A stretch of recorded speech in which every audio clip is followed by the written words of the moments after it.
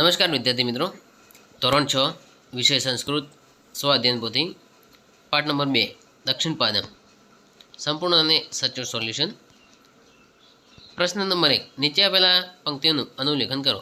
મિત્રો, અહીંયા જે પંક્તિ આપી છે તેનું અનુલેખન કરવાનું, એટલે જોઈને સારા અક્ષર લખવાનું રહેશે. પ્રથમ શ્લોક આપ્યો છે, દક્ષિણ પાદમ પુરુષ કરો. 2 નંબરમાં વામમ પાદમ પુરુષ કરો એ શ્લોક આપે છે, જે તમારે જોઈને લખવાનું રહેશે. 3 નંબરમાં દક્ષિણ હસ્તમ પુરુષ કરો એ શ્લોક છે. તો મિત્રો, પ્રથમ પ્રશ્નમાં અનુલેખન કરવાનું રહેશે.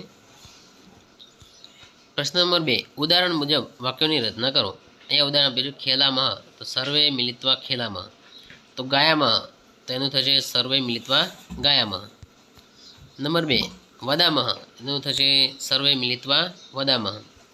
ગચ્છામહ, સર્વે મિલિત્વા ગચ્છામહ. ખાદામહ, સર્વે મિલિત્વા ખાદામહ. નૃત્યામહ, સર્વે મિલિત્વા નૃત્યામહ. પ્રશ્ન નંબર 3, તમારા શિક્ષક બોલે તે પ્રમાણે શ્રુત લેખન કરો. તો મિત્રો, શિક્ષક જે બોલે તે શ્રુત લેખન કરવાનું રહેશે. અહીંયા એક શ્લોક આપેલો છે, તે તમે લખી શકો છો.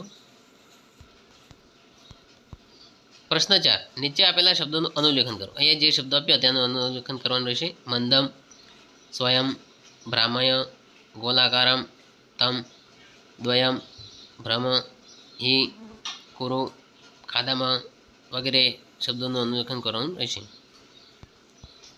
પ્રશ્ન નંબર 5, ચિત્રના આધારે અંગોના નામ લખો. તો મિત્રો, અહીંયા 1 નંબર આપ્યો છે, તેને કહીશું નેત્રમ. 2 નંબર કર્ણ. 3 નંબર નાસિકા. 4 નંબર મુખમ. 5 નંબર અંગુષ્ઠમ.